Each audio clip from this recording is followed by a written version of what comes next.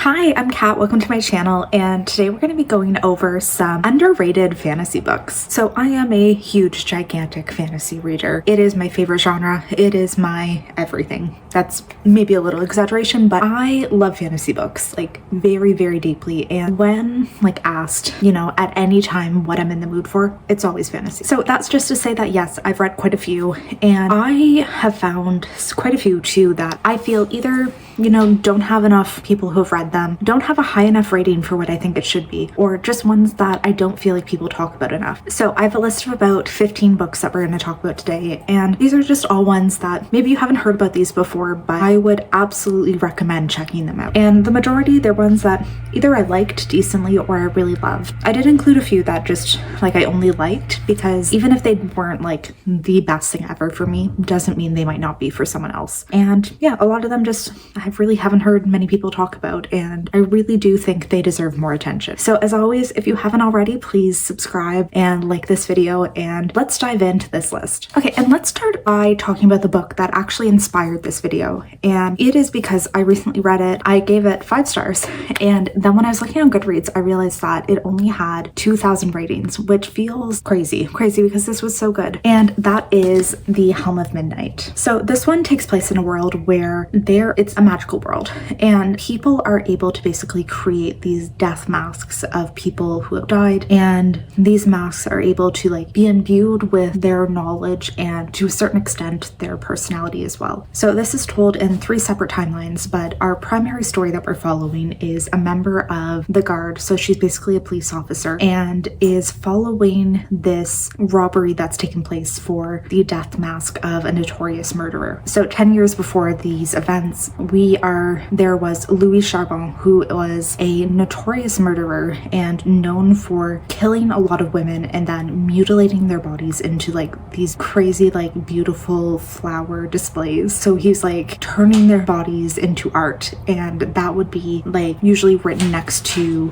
the bodies as something like death is art. So we're following the 2 of them as in their respective timelines, as well as a woman named Gabrielle 2 years before the present, who also somehow gets involved with a new type of magic. And the story primarily focuses on the investigation trying to find this mask, trying to find who stole it and what reason they tried to steal it, because there again have been a rash of murders starting to take place ever since this has been taken. And I thought this was super, super interesting. It was just a really unique type of magic that I've never seen before, a really unique world, and just the world building, the mythology, the gods, the powers that the gods give, all of these things were just so interesting to me. And yeah, I ended up actually giving it 5 stars. It was just one of those plots that just kept me enthralled. And I love when there's that little aspect of a mystery that just keeps you gripped and so interested and just wanting to keep going. So this one, I'm genuinely shocked that more people haven't picked up, but yes, highly would recommend. Okay, next I'm going to talk about The Witch's Heart by Genevieve Gorpacek. My pronunciation might be terrible there, but this is essentially a mythological retelling of the story of Loki's wife. So mythology retellings have been very, very popular in the last few years, but I feel there has been a very heavy emphasis on mythology related to Greek stories, and particularly the women in Greek stories. But this one, it was different because we got more into Norse mythology, and that's something that hasn't been explored too much in a lot of modern books. And I personally never knew the story of Loki's wife and all of the things that happened in this one. I had no idea. So I thought it was a really interesting one, just learning about more of this mythological stories. 2 great aspects of these characters, great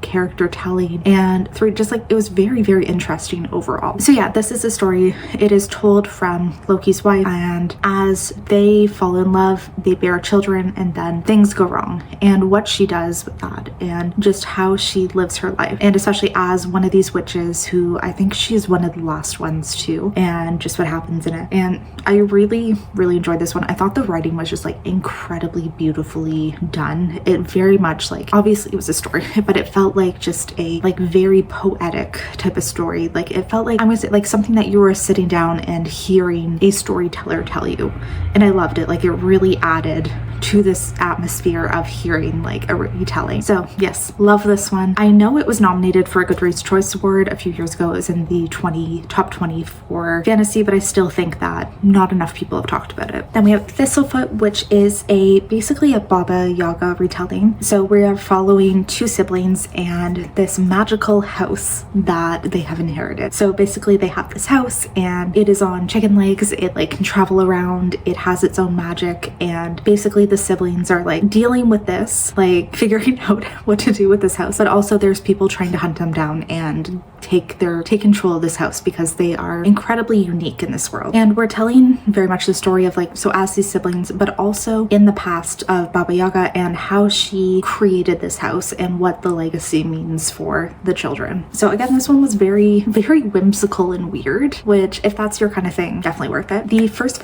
binding I think was very, very similar to The Name of the Wind, but if you already really enjoy that story, this could potentially be one that you'd enjoy for that reason. So it's basically somebody in the present is telling their story of how they became this famous legendary magician, and it is starting as their days as an orphan living under this like playhouse and having everybody that they love be killed, and then starting this journey to go to this magical school. And then when they are there, all of their crazy exploits that they get into to try and prove that they are the best binder, the best magician, the best of their year. So a lot of it is very, very similar to me, at least from The Name of the Wind. Like the storytelling aspect did have a lot in common, and there were like definitely similarities in like the adventure portions, the school portions and everything. But I don't think it was necessarily a detriment to the story that it had those similarities, because at least for me, I am somebody who's very interested in, who very much enjoyed that type of story. So, you know, just seeing it kind of fleshed out a little bit differently, that's fine for me. But I do think that this was a very, very interesting first installment in a series. I'm really curious to see what will come afterwards, because it did start to get into more of this mythology of the world and these different things happening. And I think that it could be explored very interestingly. The Book of Gothel is a Mother Gothel from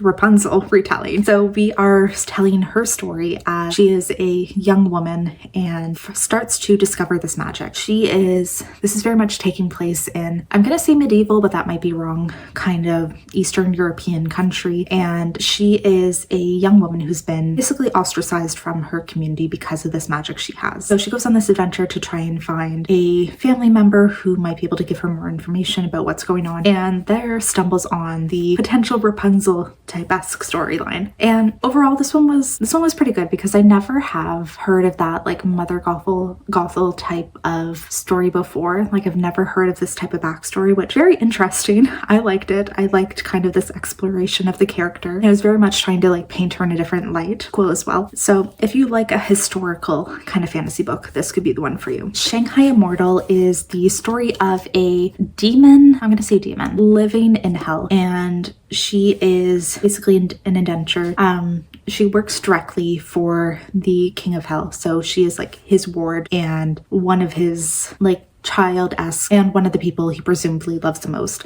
She is a princess from another realm, but and she is somebody who constantly gets into trouble and constantly gets into stupid situations because she's incredibly hot-headed and does not think things through. So following one disastrous thing, she is tasked with, like almost as a punishment, she's tasked with accompanying a human to the mortal realm to try and figure out this conspiracy that is going on. And it is very much them delving into these secrets of the hell and mortal realm and trying to figure out like what conspiracies have been going on, and trying to stop this plot that might be potentially to overthrow the Prince of Hell. I thought this one was really fun. It just kind of is a little silly, a little ridiculous, but I do enjoy that from time to time. Sorrowland was a super interesting story about a young girl who was raised basically in a cult, and she escapes while pregnant and decides to pretty much like live in the forest, become one with the forest, and raises her children out there. So as she is like living in this forest for years, she has twins, she's raising them, they all like live off the land, live with everything, but she starts to discover that her body is kind of changing and adapting in different ways. And presumably this might be part of living in the forest, something to is happening to her though. And this is one that's very like just kind of tinged in the fantasy kind of realm of like something is happening, we don't quite know what, but something just feels like a little mystical, a little weird. And this one was a really great, like had really great characters. I loved so much of what was happening in it and just had some like really interesting plot points. Also, I would like highly recommend to listen to this one on audio because there's like beautiful singing montages that are just really beautiful on audio. Then next we have Spellbreaker by Charlie N. Holmberg. So this is in a Victorian London-esque time, and we are following a young orphan who has this magical ability where she's able to break spells. So there's two types of magic users. There's spellcasters and spellbreakers, and spellbreakers are very heavily regulated. So in order to like not illegally be practicing your magic, you have to be registered, you have to be like very much controlled, and you're not allowed to like freely just break spells. But she has been hiding who she is for all of this time and has kind of fallen, I would say, like under or preyed, but she's being commissioned by an underground group who use her powers to just like do what they need her to. She doesn't have any information about what she's doing. She just kind of goes along with it because she has no other choice. And she is about on one of these missions when she gets caught by a spellcaster. He is threatening to turn her in. So in order to stop him, she basically strikes up a deal where she agrees that she will help him like fix and get rid of all of these like unruly spells that are around her manor. And while working with him, kind of gets involved in realizing what stuff she has been doing for this group and all of the things that are happening. So maybe this group that she's working for isn't as good as she thought they were. Like even though she's working for them and really hasn't been asking questions, maybe she's realizing that she should not work for them. So again, another like historical fantasy type book. I really like Charlie Ann Holmberg. I've read a lot of her books and they are very creative. They're very interesting. Like a lot of them have very interesting magic systems. Like the other recent ones I've read are Keeper of Enchanted Rooms, which is about magical houses, and also The Hanging City, I think it's called. That one is about people who want to, I was going to say people who want to have sex with Shrek, but no, it's about a troll society. And yes, a human and troll get together. That's not the point though. That's not the point. This one's really good. I really like this one. And it had like a nice romance in it as well. Yeah. If you like books about magical books and magical libraries, this is the one for you. So we are following a family who has devoted their entire life to protecting this collection of like weird and enchanted books. So these books, if you read them, they have spells associated with them. So things like letting you walk through walls, letting you teleport, letting you be invisible, like stuff like that. And following the very sudden death of their father, there's two sisters who have to be reunited. One of them has been at home guarding the books as the family legacy, and the other one was basically told that she has to keep moving, and every year she has to move or else she will like threaten her. She will be hunted down. And then when they finally unite, they start to discover a world that is much richer in magic than they have ever known and much more dangerous than they thought was possible also. So this ended up being like a super interesting book, filled like very full of like incredible atmospheric things. Like this whole world of books was amazing and ended up being like very thrilling too. This like I loved this one so much. Like absolutely a 5-star read for me, and just such an interesting story. Like super interesting magic system too, because this whole idea of the magic is within books and that is how you access it. Super interesting and just something I really enjoyed exploring, and loved the characters, loved the world, loved the magic, loved all of it. Venko is a more recent release, and it came out last year actually, but it is following covens of witches. So there's been this coven, like there's an entire world of witches that are part of the centralized like witch system, and their central coven has had this prophecy of members will be discovered through these random ways, and when they find the 7th member, they have, I think it's like a few weeks afterwards to complete this prophecy, or else all of the witches will potentially be lost. So we are with this group of witches, and we're following the newest member who has just been identified identified, just been found, just been brought into the coven. And also a group of witch hunters who are basically raised to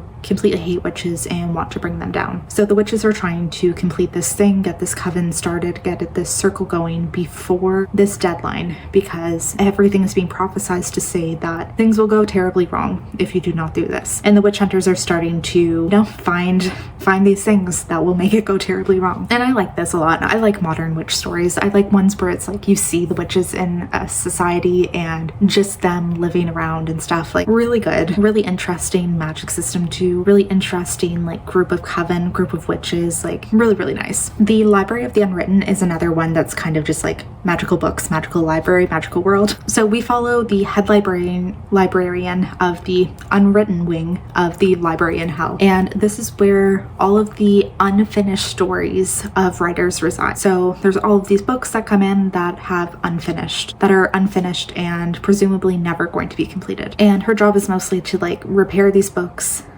because, you know, they don't want to be lost. And also occasionally characters try to pop out of the books and come to life, and it's her job to kind of wrangle them and bring them back into their books. So the story starts off where a hero comes out of his book and decides to go on a quest to find his author, and he escapes out of hell. So then our librarian has to go to Earth, try and find him and bring him back. And then this goes terribly wrong. While on Earth, they're attacked by an angel who's convinced they have this, like, it's called the Devil's Bible. They think that they have like the magical instrument that can solve this war between heaven and hell, and they just get like involved in this ridiculous like plot and also like dragged into this war that they had no intention of being involved in. This definitely falls into more of that like whimsical, silly fantasy as well, and I think it was just like, it was very fun. The vibes were immaculate, and it was just like a very fun take on a library tale. Like, I've never heard of one where really like the books come alive like this. And also like this idea of like a library of unwritten books, very fun as well. The God of Endings is a vampire story, and it was kind of just like a very sad modern vampire story. So we're following a woman who is a vampire. She's been alive for a few hundred years, and she is just kind of sad and lonely. So she, at this point in her life, is all alone and is running a daycare because she really wanted kids and has never had this opportunity to have one because she's a vampire, and has always considered herself to be really fantastic around children. So she opens up a daycare, and we're just following her as she's running this, and it's kind of really sad. Just like, she's very sad and lonely and just living a very melancholy and quiet life. At the same time, we are also having flashbacks to the years when she became a vampire and the process of this. And this was her grandfather turning her into one after she died from a plague, and just her years of learning to be a vampire and then turning away from that world. So in this book also, she gets put in situations where she is really being tested on, like, I would say her humanity, but just if she wants to be this bloodthirsty beast, or if she does want to stay as in this quiet life that she's lived, and does she want to be more vampire, more human? What does she want to do? One of the more interesting vampire books I've read, just solely because it was so like quiet and contemplative, and just really didn't go the like typical vampire route of, you know, like, even when they do want to reclaim their humanity and live like a different type vampire. Weirdly, I'm thinking of Twilight, but even then it like usually has more action in it, whereas this one was just very like contemplative and very like just telling you about her life and what has happened. Blood Over Brighthaven by M.L. Wing, another, I think, the best book that I've read so far this year. Another one that is also 5 stars for me, and this really amazing. So we're following this like city-state where everything is run on magic, and you're following a woman who is trying to be the first female scholar that this university will ever accept. So there's a high council of mages who run this university, and everybody who works there and is part of this council is a researcher who does all of this stuff, and they have never before accepted a female master before. They always find some reason or another to fail them, and it is very clear from the tests that it is very much, they bias it very much. They make sure these women fail, but this has been her goal, and she sets out to achieve it and becomes the first female mage. And we are following her as she is tasked with finding ways to make the city's energy more efficient, and starts to realize a lot of things about these dark secrets that the city has been hiding, and the really dark ramifications that this magic system they are using has. And through the side of, she works alongside her research assistant, who is from one of the outer tribes and came to the city through a very perilous journey, and his people are basically treated like, I'm not even gonna say second class citizen, they are not considered people. Like, they are considered like the dirt on the ground. That is who they are to the rest of society. And she helps open his eyes, or he helps open her eyes to really like the truths of the world and really help make her realize like exactly what is happening and all of these lies and things that she has been too oblivious to realize up to this point. And yeah, it was fantastic. It was beautiful, and it really got into some